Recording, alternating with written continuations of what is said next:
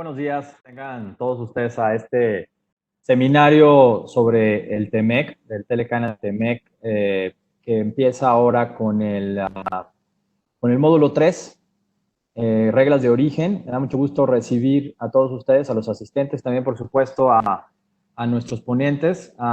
Esta sesión, les recuerdo a los asistentes, será en inglés a partir de que ceda el espacio para el moderador de este panel, quien hará la presentación de los ponentes. Antes de ello, me gustaría compartir algunos avisos de eventos próximos en AmCham y otros avisos. Les recordamos que este webinar forma parte de un seminario de 9 módulos, de 2 horas cada uno. Los participantes que asistan al 100% de las sesiones contarán con un diploma de asistencia digital. El registro a cada módulo puede ser individual o puede ser por todo el seminario, así que estén pendientes de los módulos 4, 5 y 6 que se llevarán a cabo mañana y la siguiente semana. El siguiente martes 21 también tenemos otro webinar de la serie de webinars que tenemos con el título Doing Business. Este estará enfocado a los negocios con el estado de California y en él vamos a explorar las oportunidades que existen en el estado para empresas socias, las diferentes ciudades, mercados y comunidades, y cómo los socios pueden aprovechar los servicios del Trade and Investment Center de AmCham para su expansión. También estamos por arrancar el programa, el EWDP, que es el Empowering Women Development Program. Es un proyecto de empoderamiento de mujeres ejecutivas que tiene AmCham desde hace varios años. Vamos a arrancar el programa 2020 en Monterrey y Guadalajara, el cual incluye módulos de formación y capacitación para mujeres ejecutivas, así como sesiones de mentoreo por CEOs de empresas socias de AmCham. Les pedimos estar atentos y si tienen alguna pregunta, consultar al staff de AmCham durante este evento. Con todo gusto lo podemos asesorar. Si les interesa participar en alguno de estos webinars que he mencionado, tanto del seminario como de la serie Doing Business, aún se pueden inscribir con la liga que compartimos a través del chat de este evento, de esta plataforma, y a través también del calendario de eventos. Asimismo, les recordamos que pueden seguir el calendario de webinars a nivel nacional de AmCham a través de la liga que pueden encontrar en la síntesis diaria de prensa que reciben por correo electrónico. Para dar inicio al seminario, me da mucho gusto presentar a nuestro presidente del Comité de Comercio Internacional y Logística de Monterrey, el capítulo Monterrey, Luis Rodríguez, quien hará la presentación de los panelistas y moderará este evento. Luis, bienvenido y buenos días a todos. Muchas gracias, Guillermo. Bienvenidos todos a este evento del Telecanal TEMEC, donde estamos llevando a cabo un análisis temático de la nueva relación regional entre estos tres países. Tenemos el día de hoy uno de los temas que probablemente ha sido uno de los más destacados y mencionados por los distintos medios, y es el relacionado con el tema de las reglas de origen, la certificación de origen y las verificaciones de origen. En toda esta renegociación de la relación entre Estados Unidos de Norteamérica, Canadá y México, el tema de incrementar el contenido regional a los productos de exportación fue uno de los temas torales. Y es por ello que muchos de los cambios más importantes que se presentan, y particularmente el tema de la industria automotriz, creo que se va a abordar en esta sesión, en este módulo, para lo cual tenemos ponentes de primer nivel. Solo como recordatorio y abundando a lo que comentaba Guillermo a un inicio, en este seminario tenemos 9 módulos, este es el tercero. El día de mañana estaremos hablando de facilitación comercial. La siguiente semana tendremos los módulos de certeza jurídica, temas laborales, propiedad intelectual, comercio digital y medio ambiente, así como un espacio después del término del último módulo para las conclusiones generales y cierre de la sesión. Por favor, agenden los próximos miércoles y jueves en punto de las 10:30. Me permito detallar un poco la dinámica de este módulo. Cada ponente dará una presentación de aproximadamente 30 minutos, seguida de una serie de intervenciones de los tres, respondiendo algunas preguntas en formato de voz. Tal y como lo anticipaba Guillermo, La ponencia de Paul Van de Bert será en inglés y el resto continuará en español. Para lo que es las preguntas que tuvieran, les pedimos por favor hacer uso de la herramienta que tenemos en Webex, que verán a su mano derecha, que dice Q&A o bien preguntas y respuestas. El chat también está habilitado para cualquier comentario que se quiera hacer durante la sesión. Como les adelantaba, creo que tenemos 3 ponentes de primer nivel para abordar estos temas de certificación, reglas de origen y de verificación de origen. Inicio con Alejandro Luna, quien es socio del despacho Santa Marina y Esteta.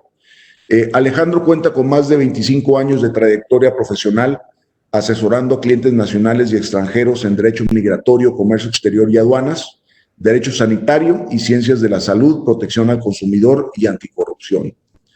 Con un enfoque hacia las industrias de manufactura, farmacéutica y de dispositivos médicos, alimentos y tiendas minoristas, su asesoría se ha enfocado en estrategias para cadenas de importación y suministros, fusiones y adquisiciones, consultas de aduanas, estrategias de importación y exportación de productos, entre otros. Es miembro de la Asociación Mexicana de Derechos y Regulación Sanitaria, ANDERSA, y de la International Bar Association y de la American Immigration Lawyers Association.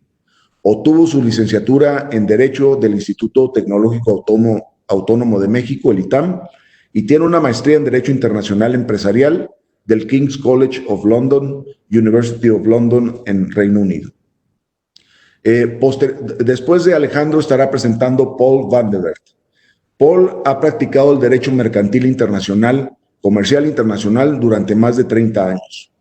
Después de más de 23 años como asesor comercial interno en General Motors y en Ford Motor Company, fundó Van de Bert Trade Law PLC, una firma de abogados dedicada a brindar soluciones legales de comercio internacional a fabricantes de todo tipo y tamaño, enfocándose particularmente en la industria automotriz global.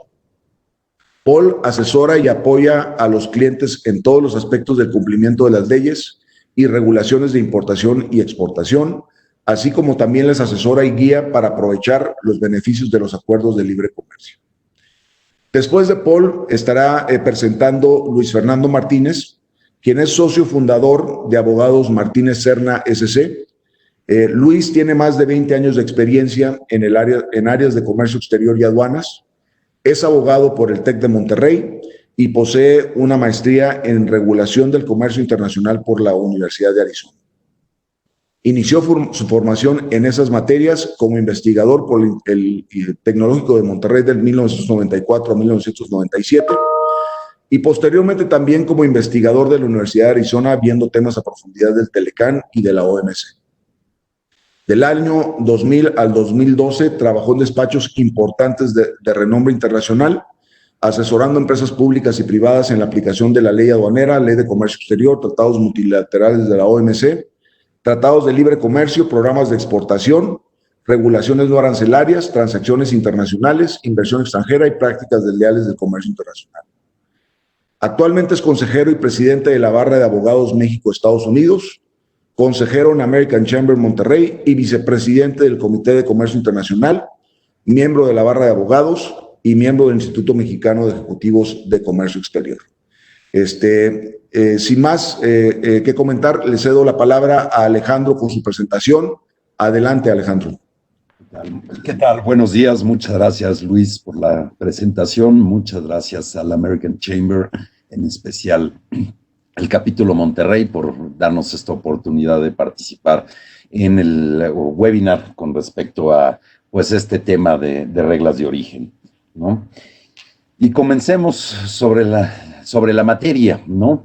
Primordialmente ya sabemos que esto entró en vigor a partir del 1 de julio de 2020, siendo publicado un par de días antes en Diario Oficial de la Federación, y sobre esa base, pues en particular las reglas de origen se encuentran reguladas bajo el capítulo 4, aunque se complementan y estaré platicando un poco de ello a través de esta plática por cuestiones del capítulo 6 en materia de textiles, por ejemplo, y en tercer término, pues también incluso Luis estará platicando un tanto de cuestiones de capítulo 5, ¿no? Sobre certificación de origen, etcétera, ¿no?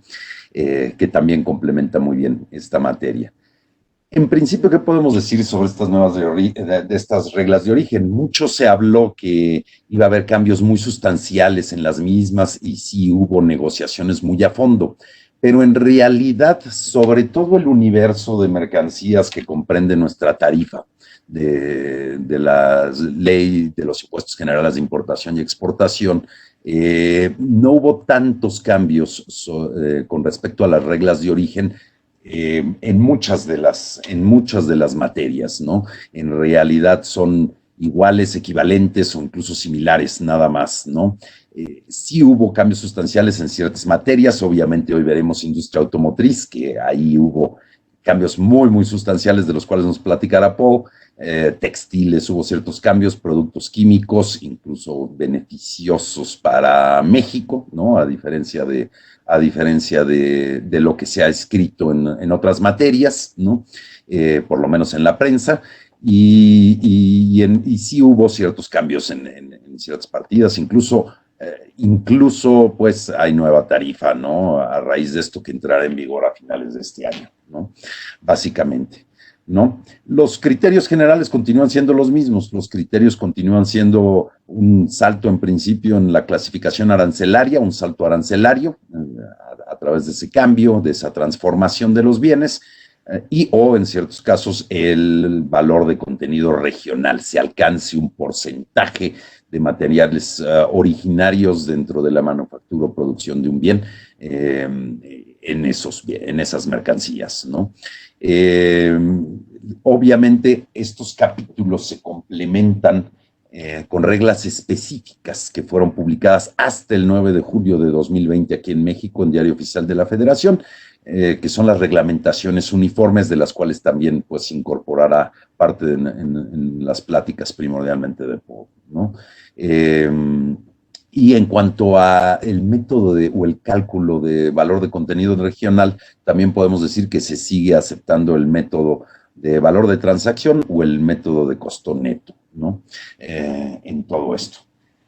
Sí hay ciertos cambios, sin embargo, en las generalidades, ¿no? Las reglas obviamente comienzan definiendo qué son los bienes, y lo veremos, originarios o las mercancías originarias, pero sí hay ciertos cambios del TEMEC al TELCAN. Podemos mencionar, por ejemplo, entre ellos se incorpora el concepto de materiales intermedios mucho más claramente de lo que antes se mencionaba. La regla de minimis, en tanto no exceda los materiales no originarios incorporados a la mercancía, cambia del 7% al 10% actualmente. ¿Okay? En términos generales, hay ciertas excepciones a esta regla de minimis previstos en el tratado.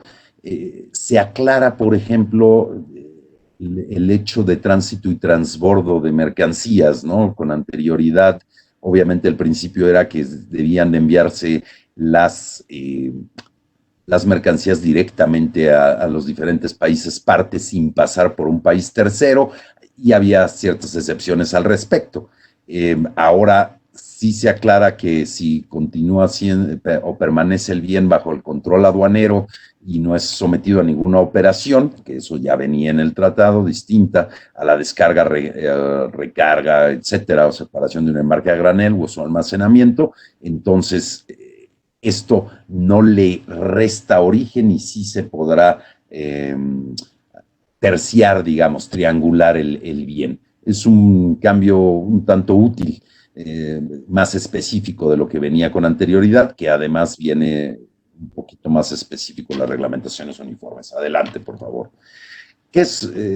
Sin embargo, retienen conceptos como las operaciones que no confieren origen, ¿no? La simple dilución en agua, que no altere materialmente las características del producto, pues eso no es un proceso de transformación que pudiera considerarse que denota origen posterior a esto, y también se hace la aclaración que cualquier práctica de producción o fijación de precio implica una ilusión de las disposiciones del tratado, ¿no? Y que se puede evidenciar que para eso se creó, no será considerado como un proceso que denote origen también, ¿no? ¿Ok? Los bienes, y me regreso un poquito, los bienes que sí, obviamente, que sí son considerados como originarios, pues, obviamente son aquellos producidos en su totalidad en el país del territorio de una parte, obtenidos de ahí, por ejemplo, de la agricultura, de la pesca, etcétera, ¿no? Aquellos que no, pues obviamente son, que incorporan materiales no originarios con las reglas de minimis y o con los altos arancelarios y el valor de contenido regional respectivo, sí clasificarán como originarios, ¿no? Ahora bien, sobre esa base podríamos también mencionar que hay ciertas disposiciones en este capítulo cuarto de bienes fungibles que sí podrán ser considerados o no dentro de las reglas de origen, la regla de minimis, y hay otra serie sigue siendo los materiales de empaque y los containers, etcétera, no serán considerados para el valor de contenido regional, ¿no? Estas son generalidades que queríamos introducir sobre el capítulo, no hay tanta variación, y ya meternos un poco de lleno a industrias específicas como pueden ser los productos químicos, ¿no? Y ahí quisiera agradecer un poco el input que recibimos incluso de negociadores del mismo tratado. Nick estuvo muy activo, el ingeniero Guillermo Miller nos echó incluso la mano con todo esto, y estuvo muy, muy activo a la industria mexicana y creo que logró grandes cosas para la industria química por ahí. Se buscó una mayor cooperación regulatoria sobre esta base, sobre los principios en los cuales se negociaron las reglas de origen, siempre buscando proteger la salud y la seguridad humana, un tema importantísimo hoy por hoy, obviamente, y el medio ambiente en estas épocas del COVID, ¿no? Y esto ha caracterizado a todo este tratado, la metodología de la evaluación del riesgo y las medidas de gestión de riesgos para juzgar si un bien es o no originario, y en general se busca esto como principio general del tratado, ¿no? Se buscó eliminar aranceles y barreras del comercio, facilitar el comercio y fortalecer la cadena de suministro, reducción de costos administrativos y atraer mayor región. Un aspecto muy importante del cual platicaremos es la homologación de regulaciones de barreras no arancelarias, por ejemplo, de tal suerte y forma, y de clasificación de productos, etcétera, de tal suerte y forma que facilite el comercio, todo esto como principio general, ¿no? Ahora bien, ¿qué se logró particularmente en las reglas de origen químicas, ¿no? Se negociaron por parte de la NIC 10 reglas no jerárquicas para los capítulos de la TIGIE, en sus capítulos 28 a 40 de la TIGIE. Hubo un reconocimiento de procesos que confieren origen, y es una manera de demostrar origen, obviamente, particular para productos químicos, tales como la reacción química, la purificación, las mezclas y combinaciones, el cambio en el tamaño de la partícula, los materiales valorados o estándar, la separación isomérica y procesos biotecnológicos con ciertas exclusiones. Como mencionamos, se logró la convergencia regulatoria para América del Norte, o se busca esto incluso a través de cámaras y asociaciones empresariales del sector, que obviamente facilitarán el comercio y lograrán una mayor integración química regional, ¿no? criterio de valor de contenido regional, aparte del salto arancelario y de los procesos, ¿no? Quedó en un promedio entre 50 y 60% en estos capítulos, ¿no? Aunque hay casos del 40% bajo método de transacción y un 30% de valor de costo neto, ¿no? Las siguientes láminas que veremos, posteriormente también especificamos un tanto, por cuestiones de tiempo probablemente no entremos a detalle, ¿no? Pero en esta convergencia regulatoria, etcétera, se buscó la elaboración, adopción y aplicación de reglamentos técnicos, de normas, procedimientos de evaluación de la conformidad y obviamente formas más fáciles del riesgo, del etiquetado y sobre el uso y almacenamiento de sustancias, ¿no? Para evitar riesgos precisamente y exposiciones innecesarias. Ahorita estamos viendo un tanto las áreas de cooperación que se acordaron en la implementación del sistema globalmente armonizado de clasificación y etiquetado de productos químicos, precisamente de Naciones Unidas. Se estandarizó el uso y contenido de hojas de datos de seguridad, la compatibilidad de requisitos de información confidencial y una mayor coordinación, compatibilidad y desarrollo de inventarios químicos, ¿no? Y criterios científicos para la confiabilidad de datos, ¿no? Estas 4 láminas estamos viendo las reglas específicas que se están dando, que se negociaron, ¿no? En capítulo 28, por ejemplo, el cambio de su partida sí se prevé, un 30% en costo neto, un 40% en valor de transacción y sí aplican los procesos como regla, ¿no? Productos químicos o orgánicos del capítulo 29 es algo similar, ¿no? En productos farmacéuticos aplican más los procesos y el cambio de su partida, no aplica el valor de contenido regional, ¿no?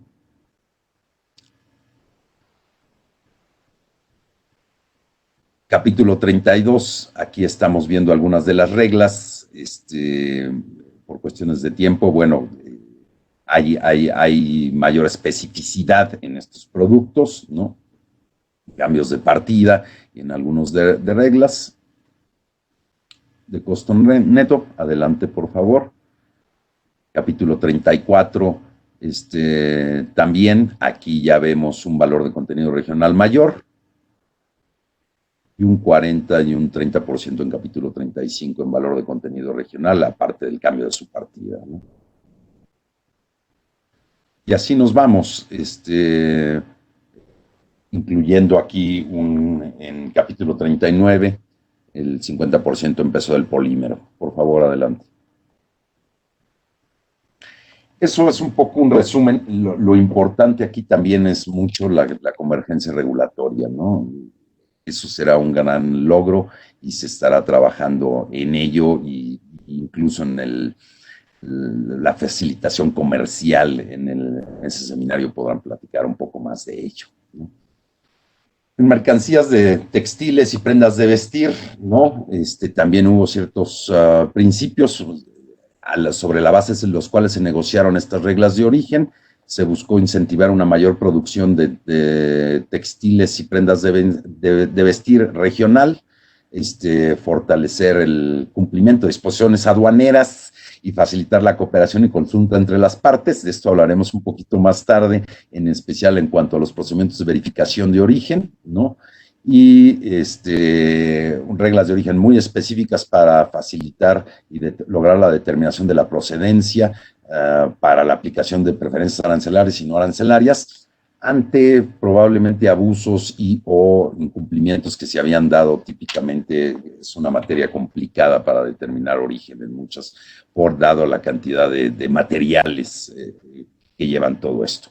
Y sí se busca fortalecer las cadenas de suministro y abrir nuevas oportunidades para la exportación, tanto de hilos, tejidos y prendas de vestir, mediante los 4 ejes rectores que estábamos viendo aquí, que es el uso de materias primas, no abuso a las excepciones de las reglas de origen, flexibilidad de productores y obviamente prevenir la ilusión y el fraude que se han dado mucho en esta materia y de los cuales pues en la prensa hemos podido ver ciertas acciones por parte del SAT aquí en México al respecto, ¿no?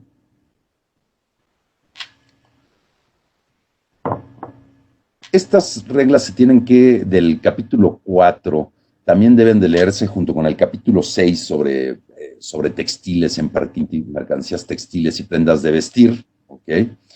Y obviamente aquí estamos viendo ciertas de las reglas específicas, ¿no? Adelante, por favor.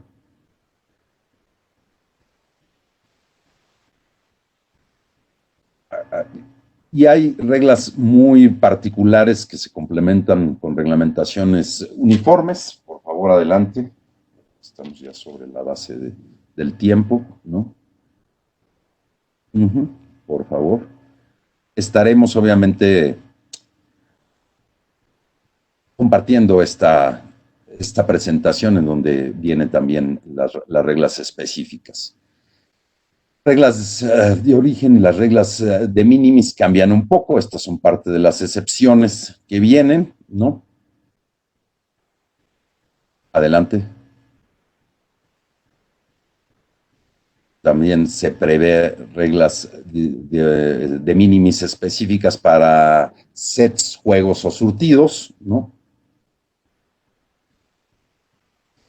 Y esto fue una disposición específica contenida en capítulo 6, que creemos que para México es muy importante. Se negociarán tratamientos especiales para tejidos hechos en telares manuales de la industria artesanal, tejidos hechos con telares manuales, artesanales, folclóricos, tradicionales y artesanales indígenas. Todavía no se especifica bien a bien este método de identificación entre parte importadora y parte exportadora que prevé el tratado. Si hay una comisión que se estará reuniendo durante el primer año y posteriormente de tiempo en tiempo, la cual podrá determinar todo esto a futuro, y que creemos que es importante para México, pues fomentando su industria tradicional textil aquí, y que le puede brindar mayores apertura y obviamente por un tratamiento libre de arancel y mayores oportunidades para obviamente vender estos productos por allá, ¿no?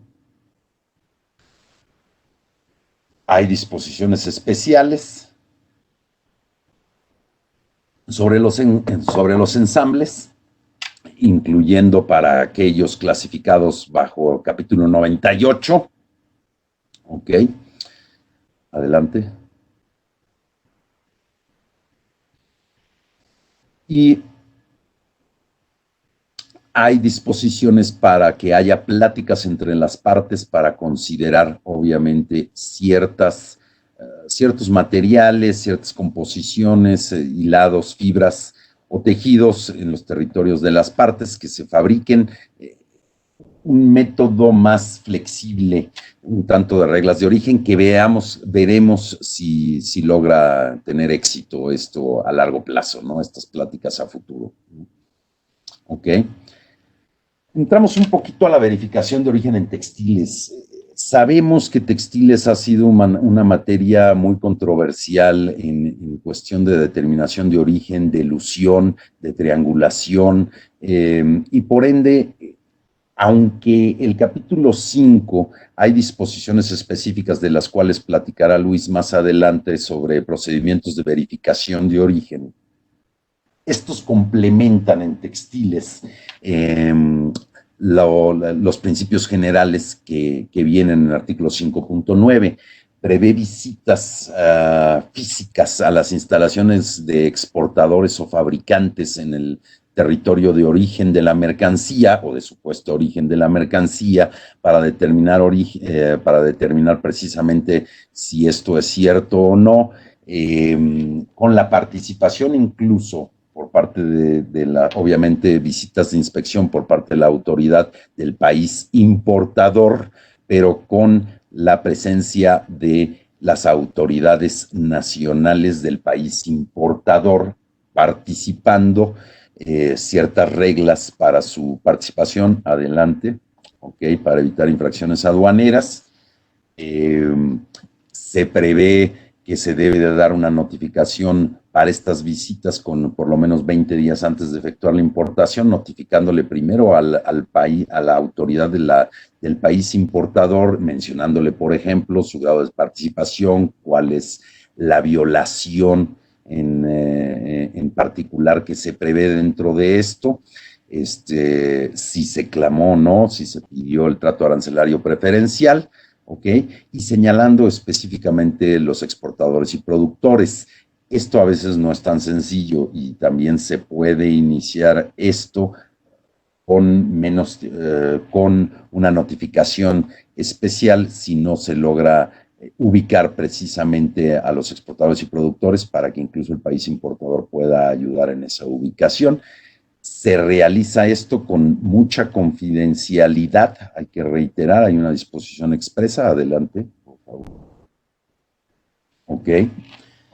Y hay un procedimiento especial para contestar o de la determinación por parte de la parte exportadora que ha pedido importadora que ha pedido la visita de verificación, tanto al país anfitrión, al país importador, en donde se realiza la manufactura, como incluso al propio exportador o productor, con términos específicos similares en tanto, y la negación del trato arancelario.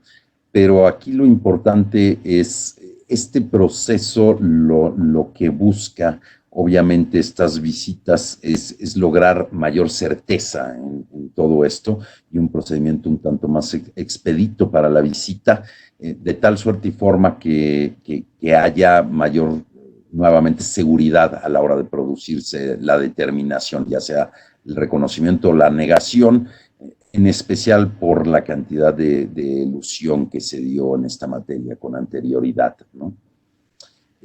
Básicamente creo que esto nos lleva, adelante Michelle, al final de nuestra presentación.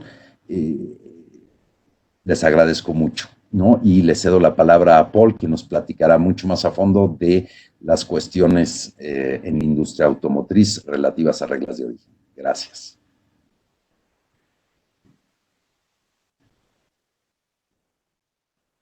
Paul, if you may, I'm sorry. All right. I didn't know whether it'd be a brief interlude. Good morning, everyone. My name is Paul Vandevert. If someone could pass me the baton for the presentation. There we go.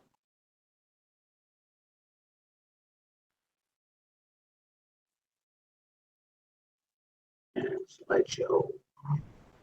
All right. I'm going to be talking about the rules of origin specifically for the automotive sector and for metals, steel, and aluminum. I just want to make sure that everyone understands me. If I am speaking too fast, put into the chat that I'm going too fast and someone will tell me to slow down.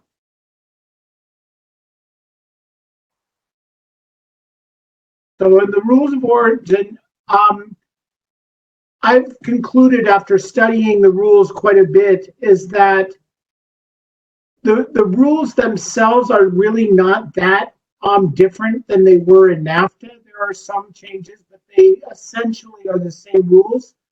They are confusing to people because they're spread for the automotive sector. All of the rules that you need to know are spread all over the whole text of the agreement. You have to look at the rules in Chapter 4. Then you have to look at the product-specific rules in the Annex 4B. And then you have to look at, I have a typo there, you have to look at the product-specific rules for automotive in Appendix 4B1. You have to read all of them, and then you have to be ready to go back and forth because there will be references and footnotes among the various rules.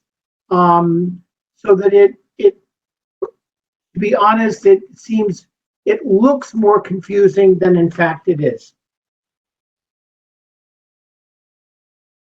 So I think many of us know this, but it's important to keep this in mind, is that the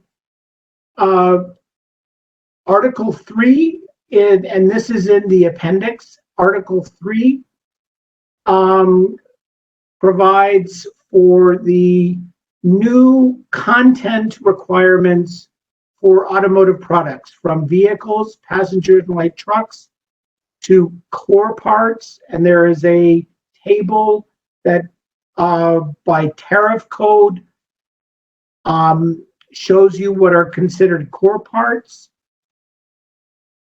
For vehicles and for core parts, the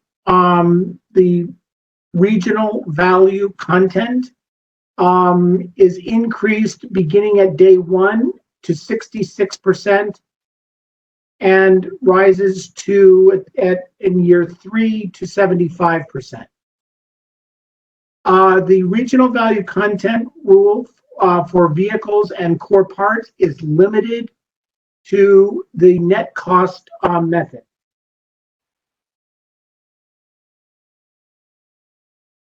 Then for principal parts and complementary parts, there are different increases in the RVC level, but they will go from, for principal parts, they begin at 70. You can use, for regional value content, you can use both the transaction value and the net cost method, and they have similar 3-year phase-in of parts. Something very important to note is that principal parts and complementary parts are also allowed to qualify for automotive if there is a tariff shift rule provided for in the product-specific rules of origin. That is a really big change, but it's a change that is positive for automotive producers because it gives additional options to qualify parts. And then there are, in Articles 3.7 to 3.10, are the supercore parts. But this really only applies to OEMs, to the vehicle manufacturers themselves. And really all that it is an alternative method by grouping various kinds of assemblies. It helps them achieve the higher content requirements by, as I say, moving around so that you can have even some critical assemblies, say an engine that's non-originating, but it combined with other originating parts, the vehicle manufacturer can achieve the necessary qualification. What I've done here is, unless there are some specific questions, I just put together a table that summarizes what parts by both description and tariff code and the RVC or the applicable rules of origin, RVC or tariff shift. So this is for core parts. This is for principal parts. This is for complementary parts. Generally, although there's a different phase-in level and there are different levels where regional value content applies, but essentially the rules for heavy trucks and parts of heavy trucks parallel those for passenger cars and light trucks. Averaging is allowed. This is, again, primarily of use for the OEMs, but it also can apply to parts manufacturers where they can average their content across model lines, plant lines. There's a fair amount of flexibility there. I know that this next one in Article 6 is there a requirement of that 70% of the value of a vehicle of the steel and aluminum purchased for use in a motor vehicle has to be North American originating. Now, the important part of this is this only applies to purchases by the vehicle manufacturer for the vehicle. And so for the most part, suppliers are not subject to this rule at all unless they use steel or aluminum that is sold to them or provided to them by an OEM customer. And then, though, that would still be for the OEM, your customer, to account for the monetary value of the steel that they provided to you. Another change, though, that is pretty significant and not explicitly stated in the agreement is that origin, unlike NAFTA, origin for USMCA TMEC cannot be assumed, nor is their origin by default. That was a feature of NAFTA, but that is gone now. And what this means is that all content, including raw materials such as steel and aluminum, everyone will now have to issue USMCA certifications telling their customers whether or not the product qualifies as originating material under the new rules of origin. Another hugely very significant topic of contention has been what we call a labor value content requirement, up to 40%, but not less than 25% of the vehicle's material value must be made from labor that is paid not less than US $16 per hour. However, this is also something that is an OEM requirement. And last year, when the American USTR officials were conducting awareness meetings around the country, they were stating that through negotiations with the OEMs, the expectation is that the OEMs would be able to meet this requirement from their own production. And we're going to get to what this also reveals about USMCA, a very significant change in really approach to how producers qualify their goods for the agreement.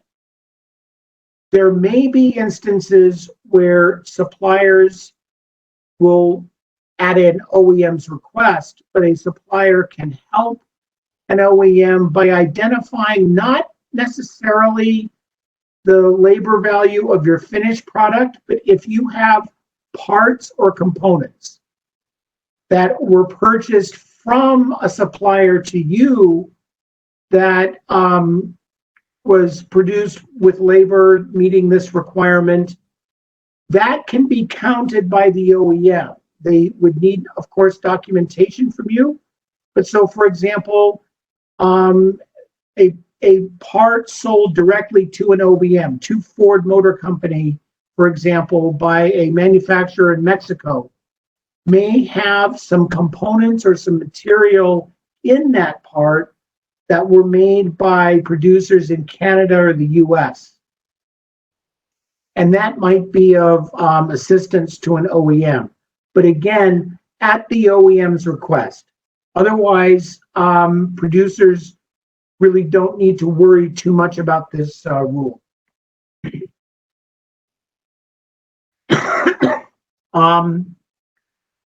As I said, the rules of origin are scattered. They're sort of thrown all over the place in the text of the agreement and just to make it further helpful to us, we have an entirely separate document, the uniform regulations. The important part about that is that the uniform regulations have been discussed and negotiated among the three countries. They are supposed to be completely identical. If there were any changes, it would only really come in translation. The one thing that I noted in the uniform regulations is that, at least for automotive, there's really not a lot that's different or new, except that they do provide some more expansive definitions to let you know what is included in certain things. For example, what is direct labor costs? If you'll notice here, direct labor costs include fringe benefits paid to employees. This is something where it's actually of particular importance, I think, to U.S. manufacturers because of our differences in healthcare systems in the three countries. And then the other thing that I refer you to in the uniform regulations is that in sections 8 and the sections for automotive, the examples given are extremely helpful to understanding how these rules work. So you definitely should look at those. Now, this is the part that I think is truly completely new for the automotive sector in North America, which is, for the first time, some basic rules in Chapter 4 are now applicable to automotive production. And I'm going to be covering 2 of them, but this is an extremely important provision, because in this respect, the USMCA has tools that will help producers qualify their products, rather than the agreement being just a list of requirements that producers have to meet.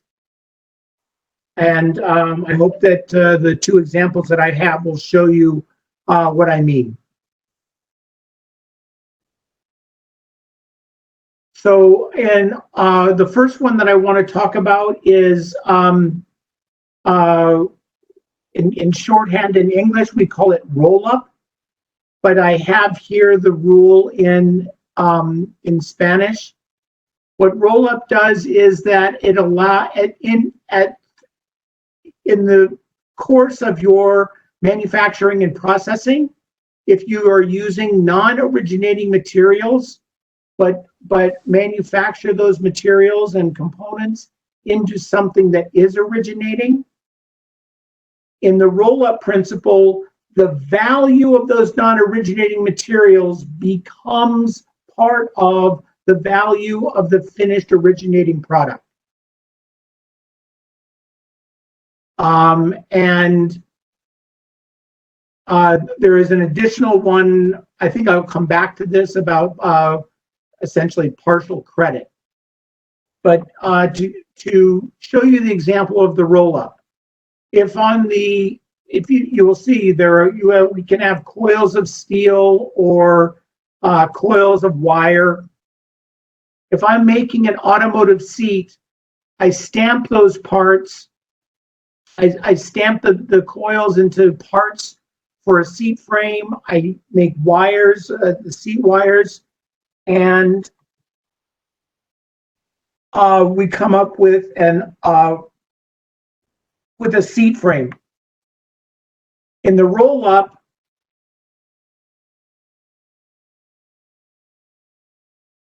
all the value, even if all of that steel, which is of course the primary, the majority of the value of the seat frame, even if all that steel was non-originating, say it was imported from Korea, through the process of this manufacturing, stamping the steel into parts and then assembling all of those parts into the seat frame. Now the seat frame is an originating product under USMCA, and the value of all of the materials used, plus all of the value of your processing and manufacturing, are now included in the value of the seat frame. The other rule that I want to, let me actually go back. So the roll up, also this is also can be an example of an additional rule in which, again, this is new to USMCA. It was not allowed in NAFTA, where you can get, where producers can get partial credit for the value of originating materials or originating manufacturing and processing costs, even if the final product does not qualify for USMCA. So this may, again, for automotive, this may come up with OEMs if they are in a position of having to look for additional originating content value. They could come to you and say, well, we know your finished part that you supplied to us doesn't qualify, but could you, is there any originating material that you did use, and what was the value of that? So that's an important rule to also keep in mind. Intermediate materials. Alejandro referred to this.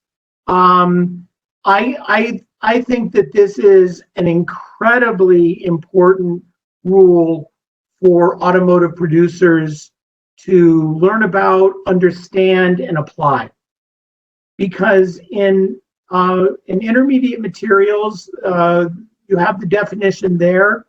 They are discrete parts and components that a producer makes itself in its own factory as a part that goes into their finished product.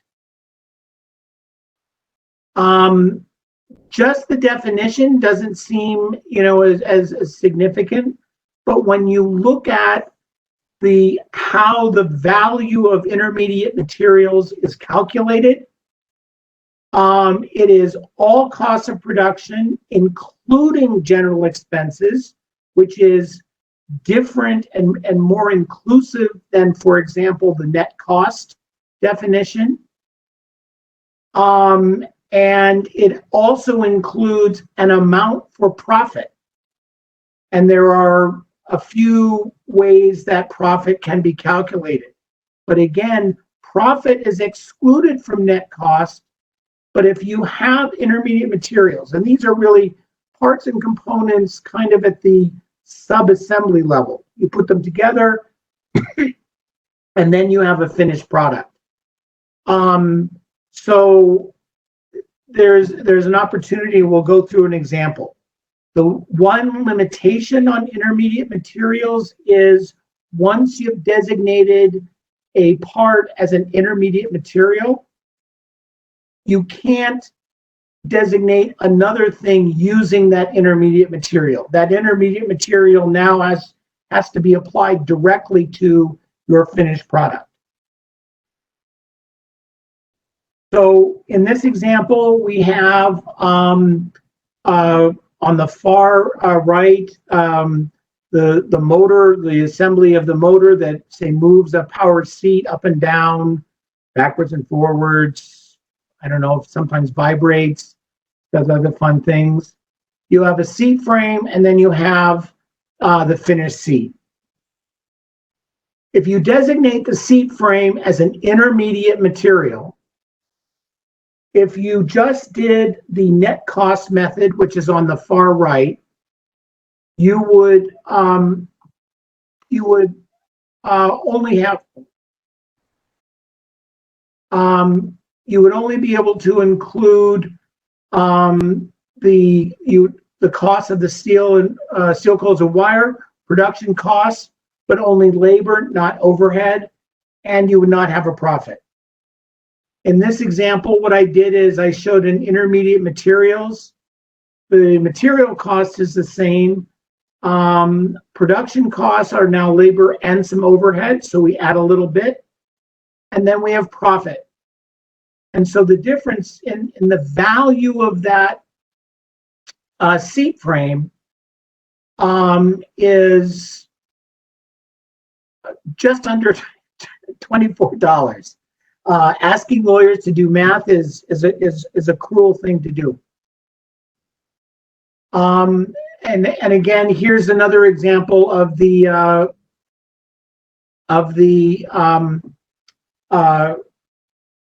seat actuator. But if you look at it, the difference, if you put those two components together, it's 180. If you just did net cost, it'd be 185. So it'd be $175. But under intermediate materials, you get 315. So it's there's money in it. Let's put it that way. For steel and aluminum, the basic rules of origin have really not changed. There are some steel products. This will really only apply to you if you're making products that are classified as articles of steel and aluminum, where there are some regional value content options in addition to the tariff shift rules. Again, I want to stress that what I consider to be one of the more significant changes in USMCA is that steel and aluminum producers will have to issue valid USMCA certifications. In my experience, while working for Ford and at General Motors, the steel producers usually issued what they called mill certificates. Those will continue because they actually have very important information regarding the chemistry and the processing of the steel, but they are not at all sufficient for free trade certification. So they're going to have to do that. I'm not sure they're expecting that. And then that's really the extent with the steel and aluminum.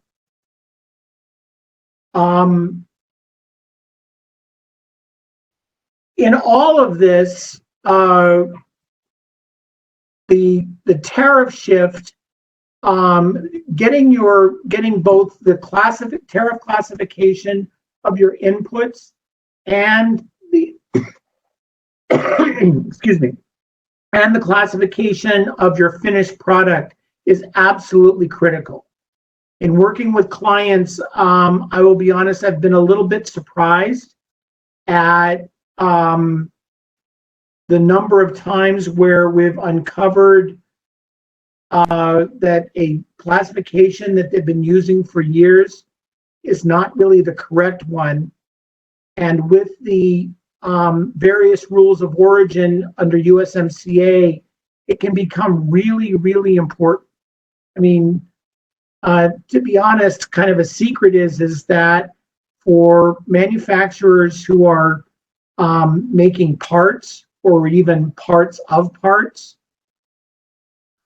making sure that your tariff classifications could actually allow you to avoid having to even wrestle with the regional value content and whether or not it's a core part.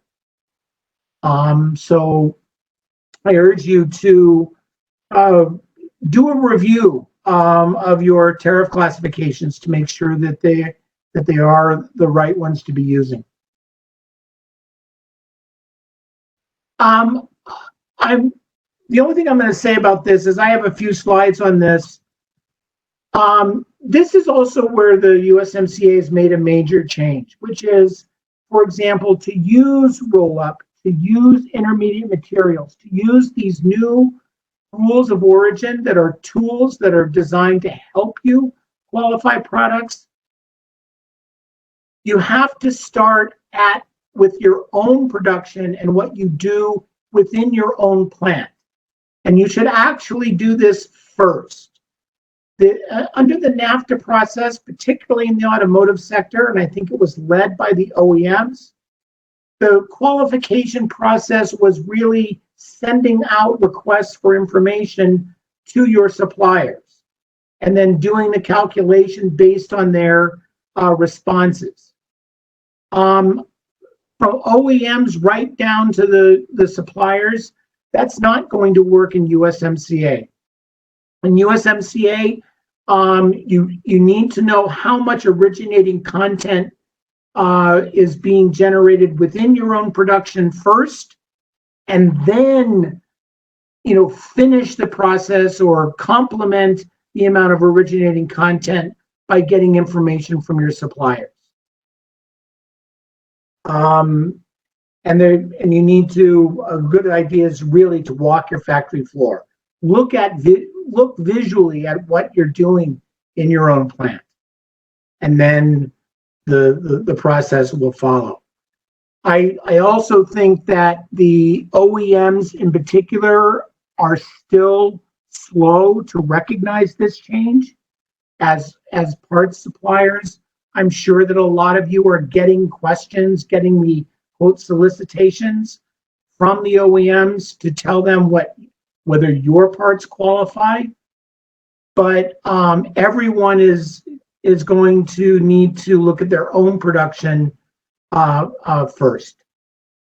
That is really it for me. I have some materials that will be available, but that's the presentation.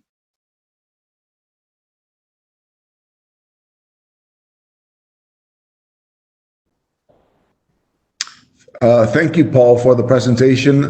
We would hand it over to Luis Martínez. Luis, adelante con tu presentación, por favor.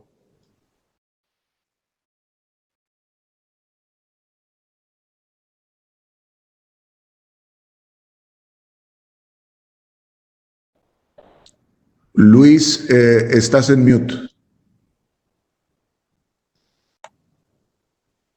A ver si así.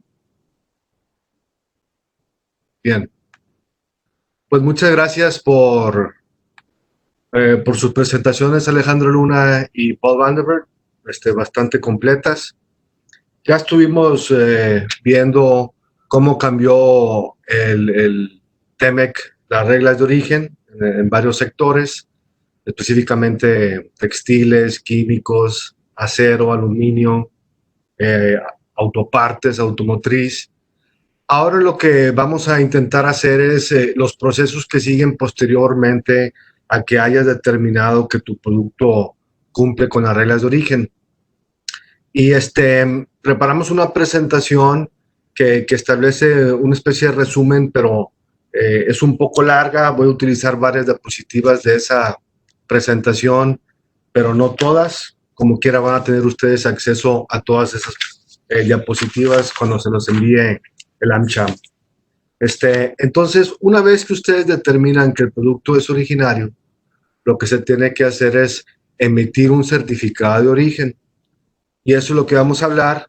Ya vamos a hablar del proceso de certificación y luego vamos a hablar de las auditorías que hacen las autoridades de los 3 países de la región para auditar a las empresas que están certificando que el producto cumple con las reglas de origen. Entonces, bien, empezamos con el certificado.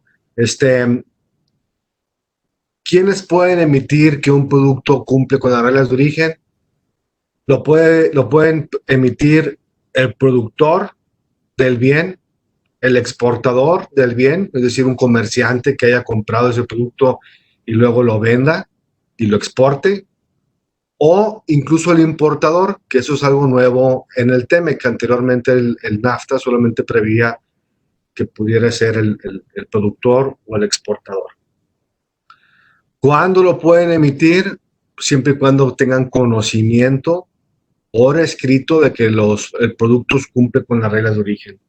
Y quiero hacer hincapié con no solamente que tengan conocimiento razonable de que el producto cumple con las reglas, sino que tiene que tener documentos que prueben eso. Esos documentos no tienen que ser papeles, pueden ser guardados en cualquier formato electrónico o digital, pero que al final del día esos documentos prueben que el productor cumplió con las reglas de origen del TEMEC. ¿Qué tipo de documentos, qué tipo de registros prueban esto? ¿Qué tipo de registro debe quedarse el productor para probar que cumple con las reglas de origen y su producto es? A mí me gusta decir la palabra naftiano para justificar que el producto cumple con las reglas de origen. Si se me va esa palabra y digo naftiano, significa que cumple con las reglas de origen. Entonces, ¿qué tipo de registros tiene que guardar el productor o el exportador? O más bien es IO el exportador, IO el importador. Es registro de adquisición de los insumos, registro de costos, tanto de costos directos como indirectos, el valor de esos insumos, envío, más bien la recepción de los insumos y luego el envío del producto final al comprador. Registros de producción, esto es una parte muy importante, cómo se fue capturando la información en el sistema de control de inventario y cómo se van descargando los insumos.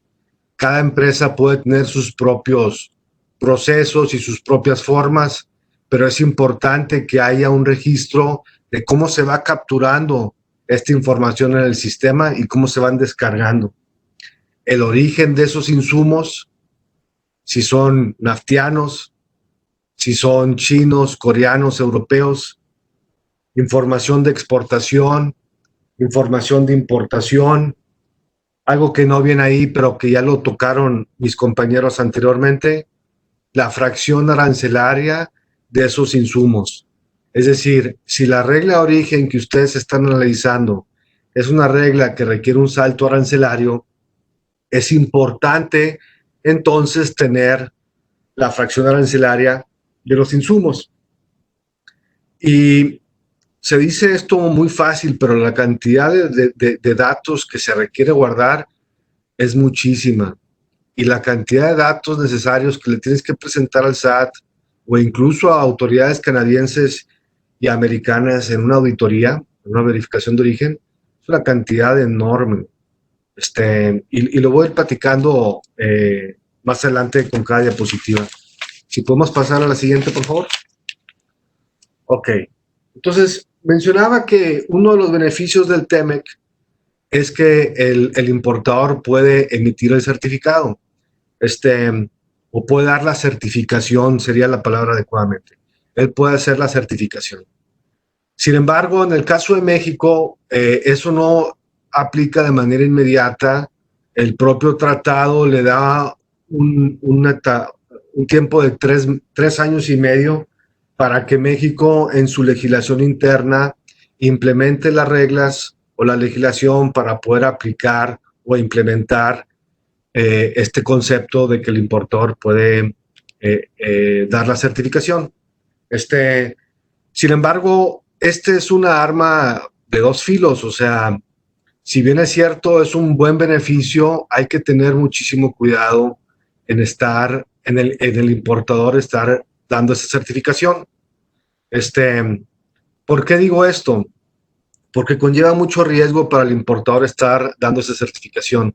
Requiere tener registros, los registros que mencionaba anteriormente, registros de producción, de compra, de entrega, billetes de materiales, y mucha de esa información, el productor no le gusta estar compartiendo esos datos. Vaya, si no lo comparte muchas veces con el SAT, con la autoridad, porque está un poco renuente a estar compartiendo esos datos, compartirlo con un importador que por lógica la mayoría de las veces es un comprador, no va a ser fácil que el importador tenga esos datos. De tal suerte que, si bien es cierto, este es un beneficio que se ve muy, muy bueno. Como abogado que practico este tipo de auditorías y las he visto ya con cierta frecuencia, Yo no veo que muchos importadores vayan a hacer esto, y yo lo que recomiendo es que lo tomen con pies de plomo y se vayan despacito. Por ejemplo, recuerdo que al principio del Telecán hubo mucho agente aduanal emitiendo certificados como exportadores, es decir, utilizaban comercializadoras que tenían en su agencia aduanal y luego lo utilizaban para importarlo, sin darse cuenta que, pues, que había un riesgo importante en hacer eso. Esa práctica se fue perfeccionando con el tiempo. El tema es que ahora el importador va a poder hacerlo y se me hace difícil que tenga acceso a esa información.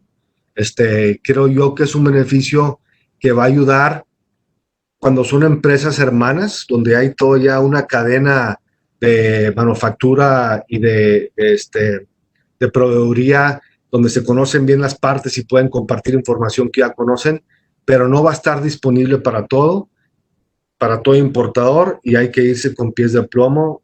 Yo lo que recomiendo es entender bien este alcance, las responsabilidades que va a estar asumiendo el importador si hace la certificación de origen del importador. Podemos pasar a la siguiente diapositiva, por favor. Bien. Otro beneficio es que no hay un formato en específico. También es un arma de dos filos. En el caso del NAFTA había un formato específico de libre circulación que tenías que ir llenando, pero había varios campos que había muchos errores, se les dificultaba a las empresas llenarlo de manera adecuada. Con este nuevo tratado, la certificación ya no tiene que seguir un formato en específico. Lo que se hace es, te exige que tenga cierta información, y esa información la puedes plasmar en la factura, ya sea enfrente o la parte de atrás, o cualquier otro documento que es parte de la transacción, o incluso pueden llenar un documento, una hoja en blanco, y empezar de ahí, siempre y cuando esa certificación de origen contenga ciertos requisitos mínimos. Sin embargo, unas cosas importantes que hay que mencionar ahí. El tratado y las reglas del tratado te dicen que si se va a poner esta certificación de origen en un documento, ese documento donde lo vas a poner tiene que ser emitido en un país parte, y no puede ser impreso en un documento que haya sido emitido en un país parte.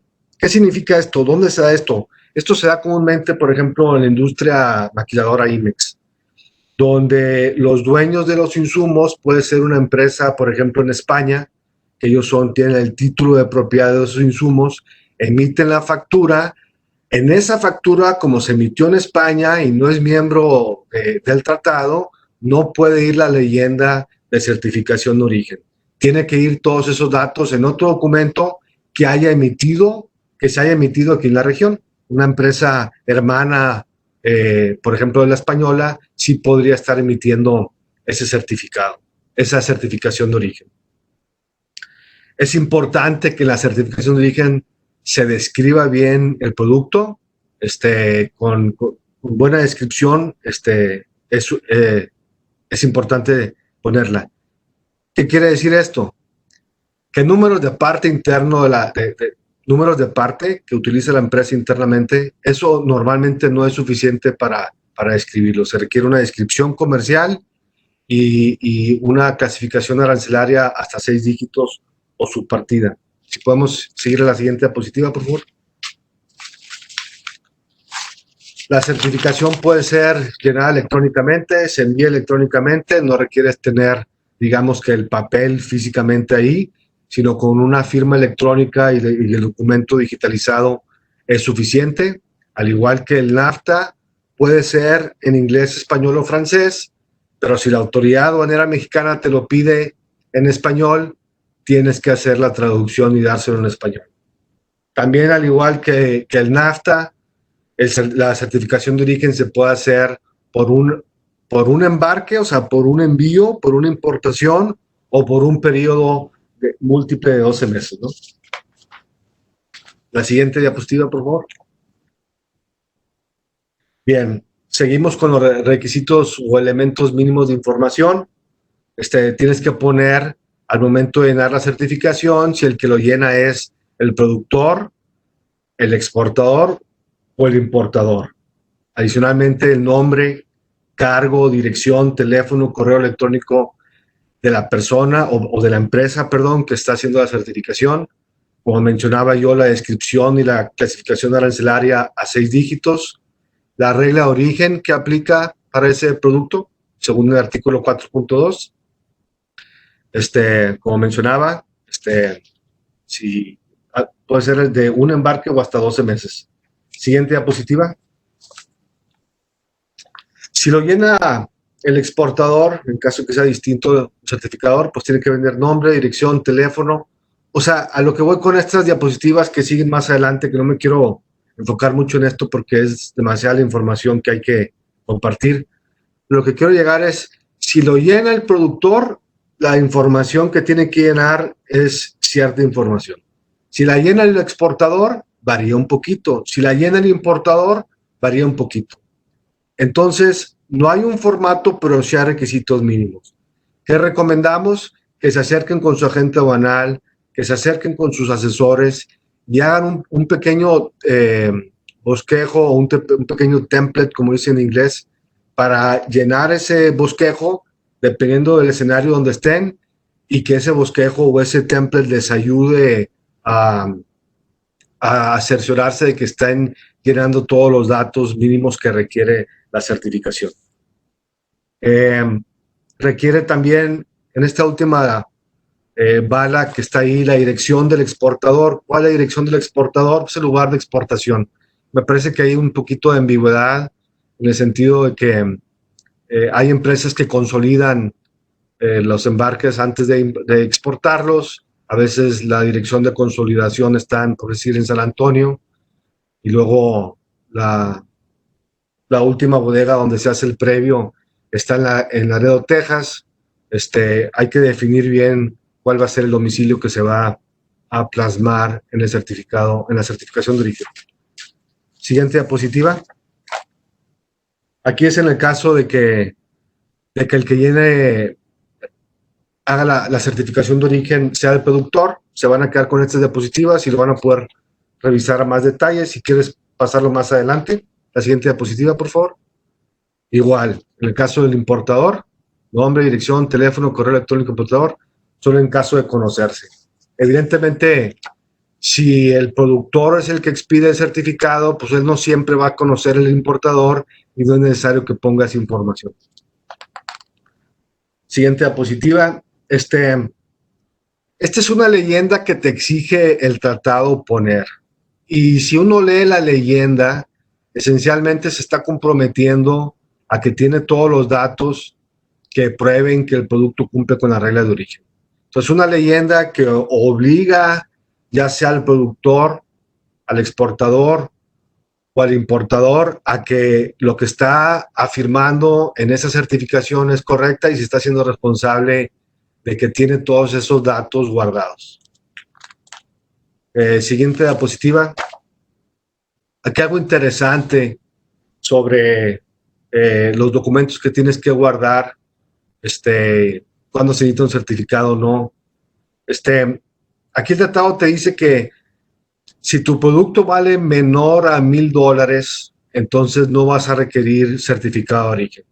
Y pone una limitante que sea $1,000, pero que no haya lo que llamamos a veces en el campo importación hormiga, que es poquito a poquito vas importando en diferentes embarques, pero en realidad es un mismo producto. Eso no se vale, eso es ilegal y no debe de hacerse. O sea, no se requiere certificado de origen o certificación de origen cuando el producto sea menor a $1,000, punto. Pero si evidentemente luego se juntan y es parte de un mismo producto que vale más de $1,000, sí se requiere certificación. Luego, si el que llena el certificado o hace la certificación de origen es el exportador o el importador, entonces debe tener prueba de que no se le hizo una transformación posterior a que el productor haya expedido el certificado de origen. Entonces, no nomás se requiere datos, respecto a la producción del bien, sino también van a requerir datos respecto a si se le hizo o no procesos posteriores a que el productor haya emitido su certificación de origen. Siguiente diapositiva. Bien. El tratado y las reglas también te exigen que debes de tener en posesión la certificación al momento de solicitar el trato arancelario preferencial. ¿Qué significa esto en la práctica? Uno solicita trato arancelario preferencial cuando llenas el pedimento de importación. Entonces, cuando el agente aduanal solicita trato NAFTA o trato TEMEC, tiene que tener posesión, es decir, en su expediente electrónico, en su correo electrónico o en la mano, la certificación de origen. Luego también dice que debe ser aceptada por 4 años. Esto quiere decir que si tú no solicitas trato NAFTA, pero tienes el certificado y quieres solicitar posteriormente trato arancelario preferencial, te lo tienen que otorgar hasta por 4 años. Si el exportador hace certificación, entonces deberá mostrar, esto ya lo mencioné. Bien, un dato importante en la última bala, en el supuesto de que haya errores en la certificación, tienes que rectificar el pedimento y decir que hubo errores en el certificado y por lo tanto error en la solicitud. No te aplican multas en ese caso si tú haces una declaración espontánea y rectificas el pedimento, pero sí vas a tener que pagar los impuestos correspondientes, pero no las multas. Ok, más adelante. Esto fue algo interesante. Uno de los beneficios del TEMEC es que fue agarrando la experiencia de la práctica de los 20, 25 años del NAFTA y luego agarraron toda esa experiencia y la plasmaron en el TEMEC. Y desde ese punto de vista, en un principio, en los años 90, principios de los 2000, la autoridad mexicana rechazaba o invalidaba los certificados de origen porque tenían errores muy pequeños, formales, y eso ocasionaba pues un crédito fiscal bastante grande a los importadores y posteriormente le cobraban eso a los productores. La cosa es que el TEMEC ya prevé que errores pequeños no van a tener un gran impacto respecto al fondo de la certificación. La realidad es que el gobierno mexicano ya había emitido reglas que ayudaban al importador a arreglar errores que tenía el certificado. Le daba 5 días las reglas de comercio exterior para que el importador presentara un certificado mejorado. Ahora lo que sucede es que este derecho ya no nomás está en legislación interna mexicana, sino que se pasó al tratado. Ya el tratado prevé este tipo de cosas. Esto, como nota personal, es algo que a mí me gusta mucho ver y entender las diferencias culturales que hay en el llenado de documentos y luego cómo los funcionarios de diferentes países van interpretando lo que va llenando gente de otro país con otra cultura jurídica.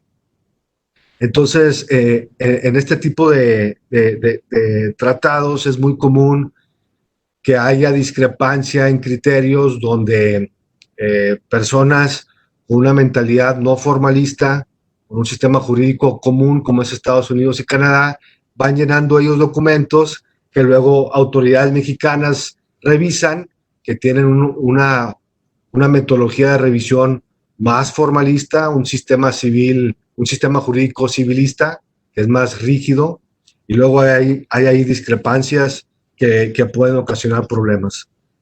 Y eso en lo personal me parece algo muy, muy interesante, y lo digo por la siguiente diapositiva que vieron.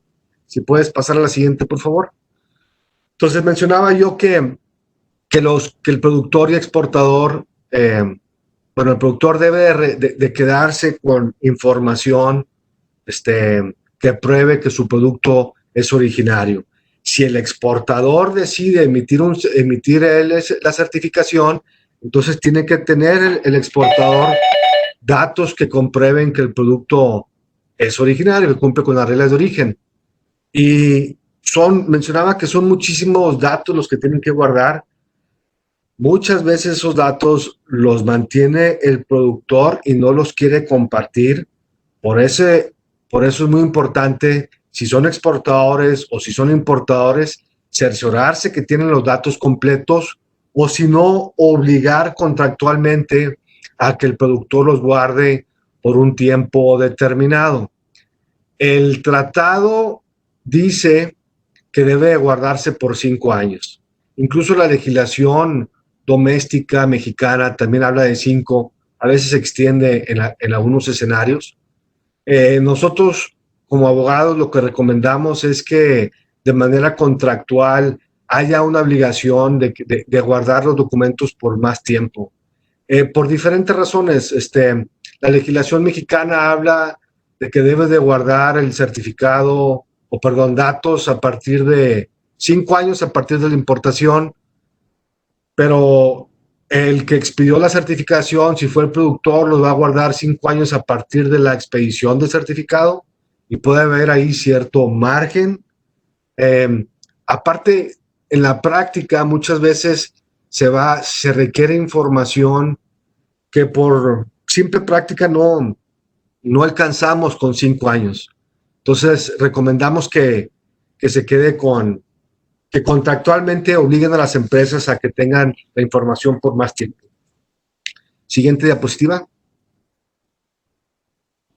Ok, mencionaba que por más de 5 años, los registros para aprobar el origen. Mencionaba que si no sufrió ninguna transformación posterior, el importador o el exportador debe tener esos datos. O sea, no nomás son datos de la producción, sino también datos y pruebas de que no sufrió ese producto transformación alguna después de que el productor haya emitido la certificación de origen. Siguiente diapositiva. Bueno, este es en el caso de salto arancelario. Nos ha tocado ver que la autoridad quiere una opinión distinta al productor respecto a la clasificación arancelaria. Me explico mejor. Tenemos un productor que hizo su análisis de origen, hizo su clasificación arancelaria de los insumos y luego emitió el certificado NAFTA, en este caso la certificación de origen TEMEC, pero luego la autoridad dice, bueno, esa clasificación de los insumos es la opinión del productor. Yo necesito la opinión de un tercero para verificar que esos insumos se clasificaron correctamente. Y esa opinión, lo ideal sería que fuese histórica, o sea, antigua, que se haya hecho cuando se hizo el estudio de origen. No es requisito indispensable, pero sí tendría un buen peso que fuese un análisis arancelario histórico. Sin embargo, si es contemporáneo, como quiera tiene peso. Nomás repito que si es histórico, pues puede tener puede formar mejor convicción en los funcionarios administrativos o personal judicial. Bien, luego, más sobre lo mismo, documentos que no nos estamos metiendo a detalle qué documentos es lo ideal que mantenga el productor para probar que su producción cumple con las reglas de origen. Siguiente diapositiva, por favor. Resoluciones anticipadas son una buena opción. A veces se recomienda, no siempre. Yo creo que la regla general es, si ustedes tienen un respaldo jurídico, documental y jurídico, de que su estudio de origen cumple con las reglas del TEMEC, eso es suficiente. A veces solicitar resoluciones anticipadas es una buena opción, no siempre lo es. Lo que siempre es una buena opción es tener un buen expediente, tener una buena asesoría de comercio exterior y un buen respaldo jurídico de esos 3 aspectos, y muchas veces con eso es suficiente y no es necesario la resolución anticipada. Siguiente. Bien. Sobre verificaciones de origen, rápidamente, lo he estado mencionando en diferentes diapositivas de la presentación, pero básicamente lo que mejoró en este proceso, en esta auditoría, las verificaciones de origen son auditorías internacionales que hace la autoridad canadiense o americana a un exportador o productor mexicano, o viceversa. La autoridad mexicana va y audita a exportadores o productores americanos o canadienses. El beneficio que yo le veo en estos nuevos procesos es que también va tomando lo que se fue aprendiendo en el NAFTA y lo plasma en el TEMEC, y ahora el importador puede ser parte de las auditorías. Antes se le dejaba un poco fuera, auditaban al productor, auditaban al exportador, el importador levantaba la mano, yo tengo datos que pueden servir, no se le avisaba al importador, de repente le llegaba la notificación del crédito fiscal de sus importaciones, y yo creo que ahora que ya lo hacen partícipe y que del proceso, ayuda mucho a que las tres, ya sea dos o tres partes, estén participando en el procedimiento. Ahí viene más información en esta diapositiva. Se nos está acabando el tiempo. Si gusta pasar a la siguiente diapositiva también.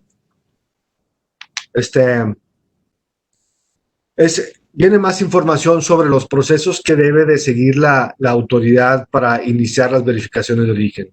Esas verificaciones o auditorías internacionales las puede hacer el SAT al productor o al exportador, o al importador. Puede ser un cuestionario o incluso puede ser una visita donde están verificando los procesos de producción y los datos que prueben que los productos cumplieron con la regla de origen. Y ahí viene más información, en las diapositivas. Siguiente, creo que esa ya es la última diapositiva. Si puedes pasar a la siguiente. Bueno, esa debe ser la última. Entonces, como resumen, el beneficio que tiene el TEMEC en las auditorías internacionales es que, en verificaciones de origen, es que el importador ya participa, no nomás el exportador o el productor. La investigación o la auditoría puede ser o a uno o al otro o indistintamente a los tres. En el caso de que primero se le haga al importador y el importador no cumple con la regla de origen, no prueba que los productos cumplen con las reglas de origen, entonces la autoridad tiene que ir y auditar al productor después de que haya auditado al importador. Sin embargo, si uno lee bien la regla, creo que es la regla 48, dice ahí, siempre y cuando que el importador haya usado como referencia una certificación del productor. Eso quiere decir que el importador tiene el documento ideal para que el importador pueda emitir una certificación de origen, es él teniendo una certificación de origen del productor. Si no tiene una certificación de origen y nomás tiene una declaración u otros documentos, pero no una certificación, como abogado no me queda claro si la autoridad tiene que después agotar la auditoría con el productor, y yo soy de la opinión que podría inmediatamente después imponer el crédito fiscal al importador, toda vez que el importador se basó solamente con documentos y no con la certificación de origen del productor. Entonces, esto es un tema que mencioné al principio. El hecho de que esté el beneficio de que el importador pueda emitir la certificación es un arma de dos filos, y creo que debe de hacerse con la asesoría adecuada, tanto asesoría de su agente aduanal, de su departamento de comercio exterior, como de sus abogados. Y con eso acabo mi presentación, Tocayo. Muchas gracias, Tocayo. Gracias, Luis. Gracias, Alejandro. Thank you, Paul, for your presentation. Muy bien. Pues en nombre de nuestro presidente, Francisco Pontón, agradecemos a los panelistas que nos acompañan el día de hoy y hacemos entrega de un reconocimiento virtual a nombre de AmCham. A Alejandro Luna Paul Lindeberg, Luis Fernando Martínez. Paul, thank you very much. It's a virtual acknowledgement of your very valuable participation. Thank you very much for being with us. De nuevo, muchas gracias por su atención. Cuídense y nos vemos el día de mañana.